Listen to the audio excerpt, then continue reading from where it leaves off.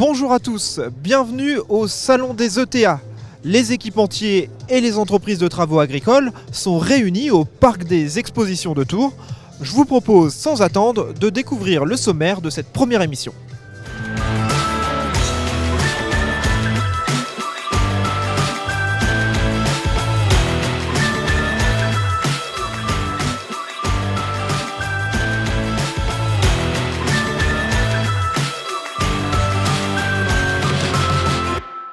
Pour sa 9e édition, le Salon des ETA s'installe à Tours. La manifestation accueille 300 exposants pour la première fois sur 3 jours. Je vous propose de décrypter tout ça avec Frédéric Bondou.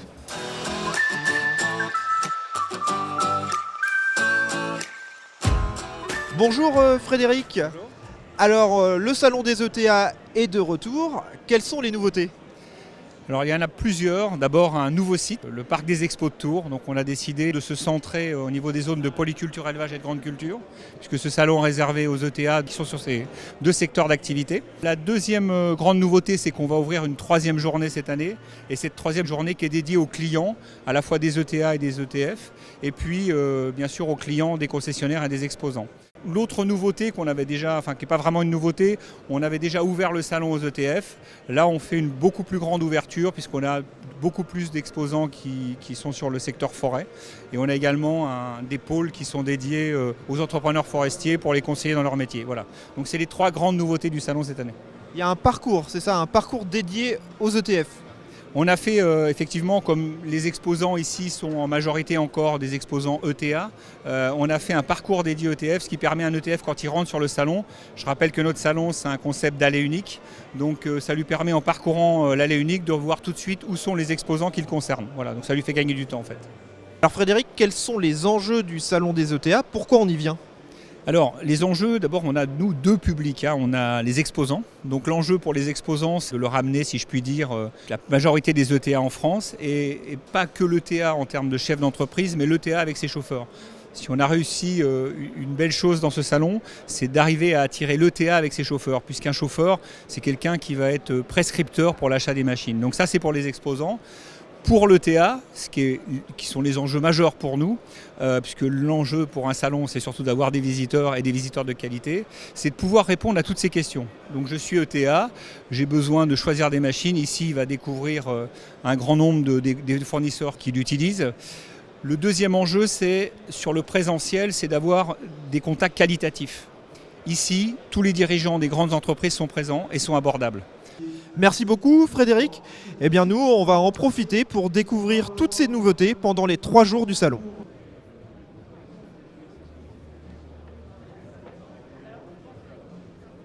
On va commencer notre tour des innovations. Direction le stand classe, on va retrouver Ludo qui va nous présenter la nouvelle coupe de la batteuse.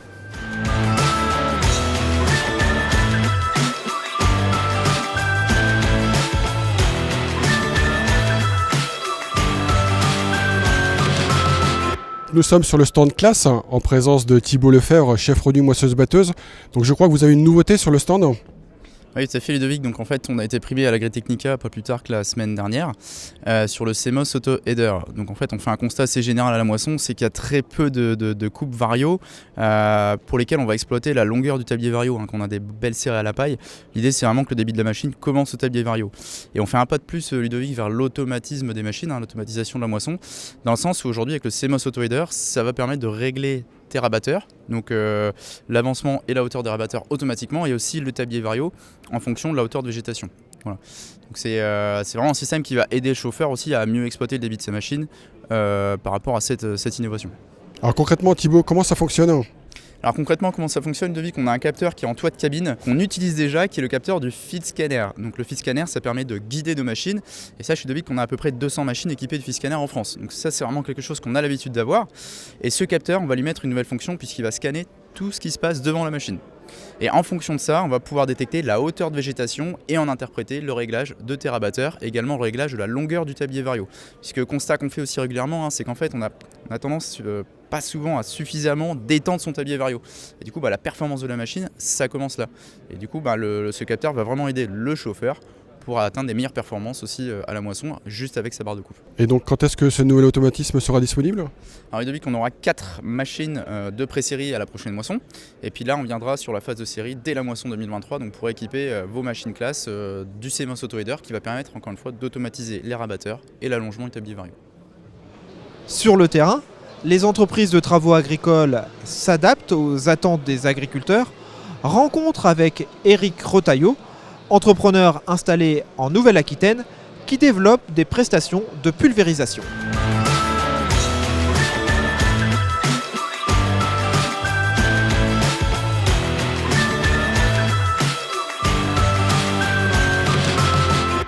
L'activité chez nous représente 8000 hectares de pulvérisation et on a commencé en 2008. Le client s'occupe de rien. Le technicien d'une coopérative ou du négociant avec qui il travaille passe avec le client ou avec moi. On lui envoie une fiche avec tout ce qu'il y a à faire sur la culture. Après validation avec le client, je vais chercher les produits et on fait les applications. C'est une couverture par rapport à nous, entrepreneurs, où il y a 2 avis de traitement, fait par la coopérative ou le négociant et par nous. Les traitements en pleine journée avec pas d'hygrométrie, du vent, on n'y va pas, on ne traite pas. On traite souvent la nuit et le matin de bonne heure. D'où l'intérêt d'avoir un pulvé performant.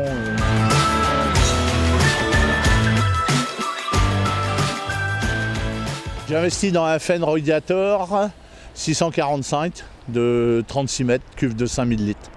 Notre critère, c'était d'avoir déjà un matériel plus performant. On voulait de la buse à buse, on voulait que les buses se changent en fonction de la vitesse et du litrage hectare.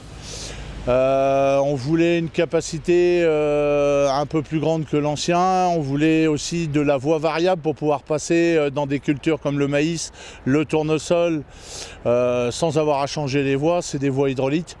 Et on voulait un matériel plus confortable en termes de filtration de cabine avec des rampes arrière. On est déjà équipé chez nous du sensor pour l'engrais solide.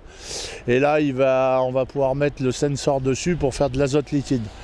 C'est-à-dire que le sensor détecte la quantité d'azote à mettre sur la plante.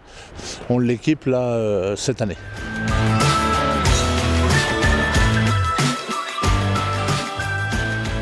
Alors, nos clients recherchent de la précision au niveau de la pulvérisation, recherchent de la réactivité et du matériel performant. On va être plus réactif parce que dans les exploitations agricoles, souvent la personne fait du traitement, fait du labour, fait un peu de tout, alors que comme nous, moi je suis dédié à la pulvérisation. Dans la saison, je fais que de la pulvérisation.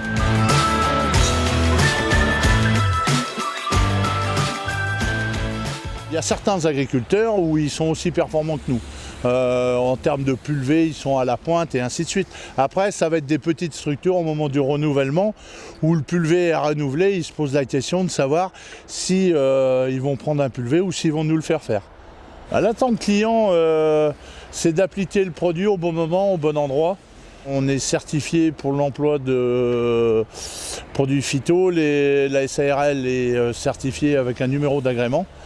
Et donc on a tout un cahier des charges, on prévient le client, on fait des fiches chantier qui nous signent à la fin de nos chantiers pour bonne exécution des travaux. Mais de toute manière, si on ne fait pas de la pulvérisation de qualité, on ne fera rien. On n'aura pas de clients pour le faire tourner. Il faut qu'on ait un pulvé performant et avoir une pulvérisation de qualité,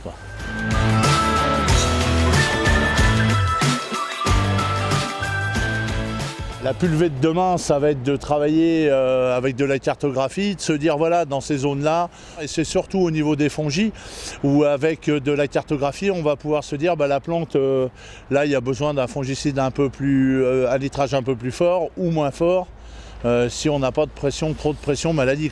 La cartographie, c'est l'image de la pulvérisation de demain. Le salon des ETA a développé un parcours dédié aux entreprises forestières. On retrouve tout de suite Ludo chez Ponce.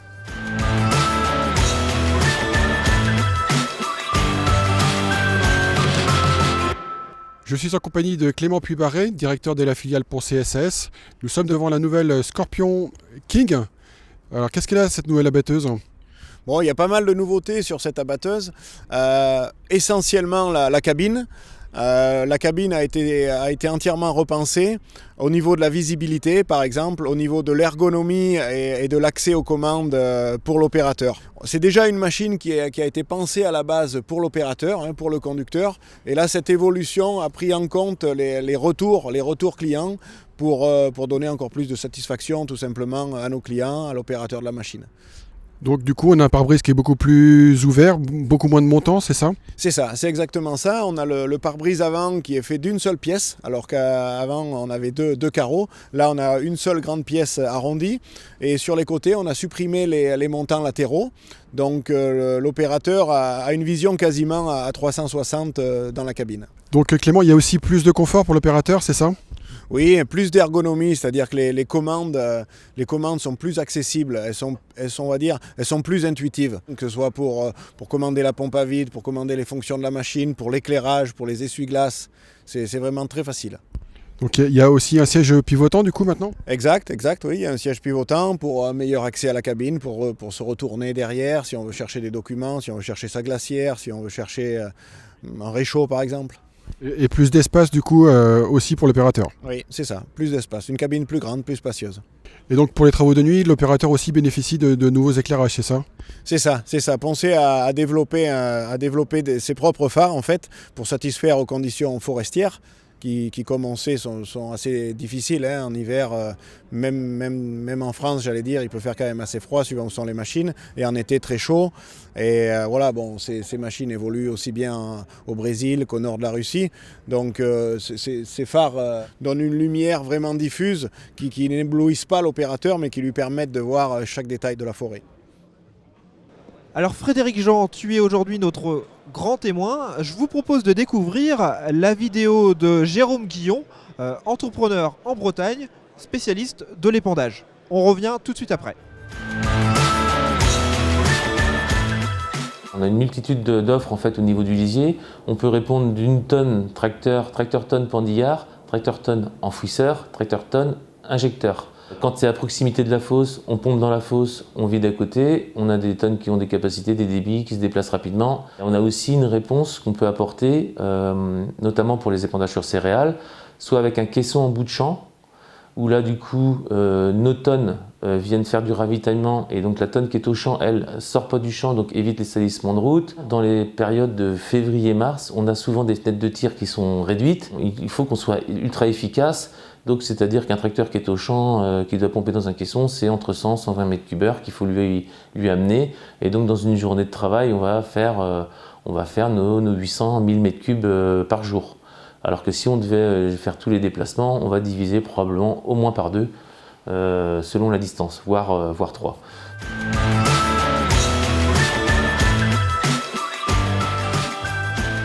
On a du matériel qui a été adapté pour répondre à l'épandage pour le maïs avec enfouisseur et pour tout ce qui était prairie avec les injecteurs prairie. Mais on avait un trou dans la raquette, on épandait un peu sur céréales mais avec du matériel tracteur tonne conventionnel, donc on épandait dans des conditions un peu optimum de portance de sol. On a fait le choix d'investir en fait dans une solution un peu intermédiaire, c'est donc on est resté sur du tracteur tonne à lisier. Plutôt de plus petite capacité, donc 20 mètres cubes, d'un tracteur équipé de télégonflage et une tonne aussi équipée de télégonflage, mais avec une particularité, c'est-à-dire que cette tonne-là, elle est montée en fait avec un système d'essieu où on peut mettre des roues jusqu'à 2,10 mètres de haut. En ayant des grandes roues, on va soulager la demande de traction au niveau du tracteur. On a associé aussi à cet équipement-là en fait un bras de pompage à l'avant, qu'on appelle vulgairement un FAP. Donc c'est un bras qui est installé sur l'avant du tracteur et qui vient pomper en fait ou dans le caisson ou dans les tonnes de ravitaillement directement. Et l'objectif de ça, c'est comme on va gagner en performance au niveau des épandages mètres cubes heure au champ, comme le tracteur restera au champ, ça va éviter de replier systématiquement le pendillard.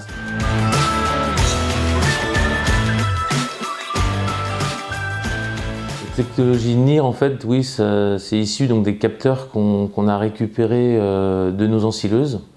Donc ces technologies-là, en fait, donc on voit un faisceau au niveau des fourrages ou des lisiers. On peut mesurer du coup la valeur du lisier qui passe effectivement dans la tonne. Donc l'intérêt de tout ça, c'est de savoir ce qu'on épand. On raisonne moins en mètres cubes hectares, mais plutôt en valeur.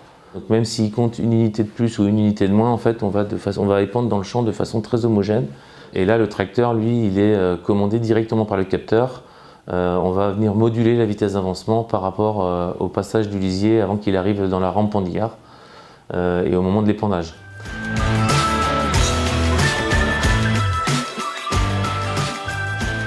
Quand on prend du lisier, le fond de fosse et le haut de la fosse, il y a des différences de valeur importantes, autour de presque 50%, on va dire. Et quand on va aller loin, en fait, on va privilégier le pompage en fond de fosse. Le capteur va nous donner une valeur de lisier et donc nous, on va adapter du coup la dose à apporter au niveau de la parcelle.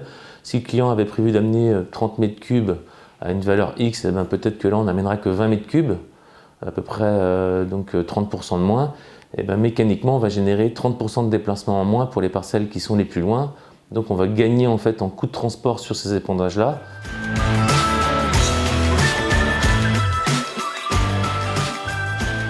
Nous, on propose une prestation. Qu'est-ce qu'elle peut amener comme galbe de gain en fait, au niveau de l'éleveur? C'est cette réponse-là qu'il faut essayer d'apporter. Donc là, l'épandage de lisier, on a une vraie réponse aujourd'hui sur les valeurs de lisier, comme on peut la mesurer. 30% de lisier en moins à 1 heure de route, je vous laisse faire le calcul, s'il y a 30 heures de route, il va gagner 10 heures d'épandage. Ça, c'est du gain, et c'est du gain direct à l'éleveur. On vient de voir le témoignage de Jérôme Guillon, entrepreneur en Bretagne. Qu'est-ce qui te marque dans ce témoignage ? On voit déjà un grand professionnel, quelqu'un qui est très au fait de ses clients, qui a tout compris l'intérêt de l'innovation aujourd'hui dans nos entreprises. C'est vrai que technologiquement, c'est quelqu'un qui va très loin. Demain, c'est ce qu'on a pu voir là, ce doit être une généralité de monde de l'ETA vis-à-vis de la clientèle agricole. Donc on est au salon des ETA. Donc au salon des ETA aujourd'hui, qu'est-ce que tu vas aller voir comme innovation ? Quel est ton prochain investissement ? On investit tout le temps, c'est un peu dans notre ADN aussi, c'est d'investir pour toujours amener le meilleur matériel à nos clients, le matériel le plus performant au niveau technologique, innovation, mais aussi au niveau agronomique. Et une des choses que je veux voir certainement, c'est tout ce qui est fauchage avant récolte. Il y a une chose aussi, c'est qu'on a de plus en plus d'éleveurs bio chez nous et les problématiques évoluent aussi vis-à-vis de la récolte. Donc ça, c'est vraiment quelque chose que je veux voir. Eh bien, merci Frédéric. Nous aussi, on va poursuivre notre tour de salon à la découverte d'innovation. Et là, on se rend tout de suite chez Fendt pour son nouveau système de nettoyage de filtre à air.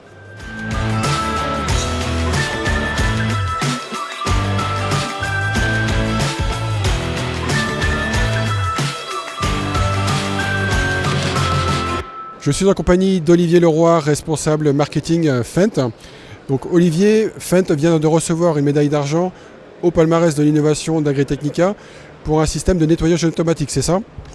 Alors bonjour Ludovic, alors en effet on vient d'être primé sur effectivement le palmarès de l'Agritechnica pour un système de nettoyage automatique. Alors ce système de nettoyage aujourd'hui il est vraiment unique sur le marché et il permet de diminuer de 10 à 15 fois les intervalles de soufflage du filtre à air. Alors comment il fonctionne exactement ? Alors sur la machine, on va avoir une réserve d'air dédiée et cette réserve d'air, on va pouvoir le gérer via le terminal, elle va venir donner des impulsions d'air pour nettoyer le filtre de manière ponctuelle et ça vous déterminez l'intervalle directement dans le terminal.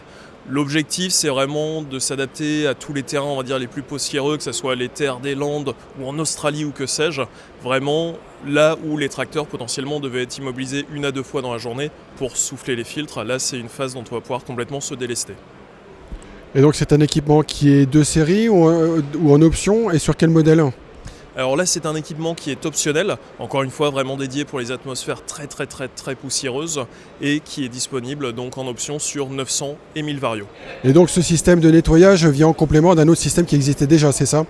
Alors effectivement sur ces machines on avait déjà la possibilité de bénéficier d'une inversion du sens de rotation du ventilateur pour expulser les menus pailles et les poussières qu'on pouvait aussi avoir accumulées cette fois-ci non pas dans le filtre à air mais au niveau des radiateurs. Donc ça veut dire que si on combine cette option d'inversion de sens de rotation du ventilateur à cette nouvelle option d'expulsion de l'air qui est dans le filtre à air. Là, très clairement, on est avec une machine qui est partie pour des dizaines et des dizaines d'heures de travail sans intervention de la part de l'utilisateur.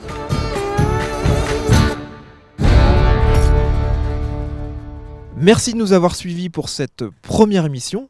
On se retrouve demain, même heure, pour d'autres témoignages d'entrepreneurs et découvrir d'autres innovations. Et je vous donne rendez-vous jeudi sur le site pour la journée dédiée aux concessionnaires et aux clients des ETA.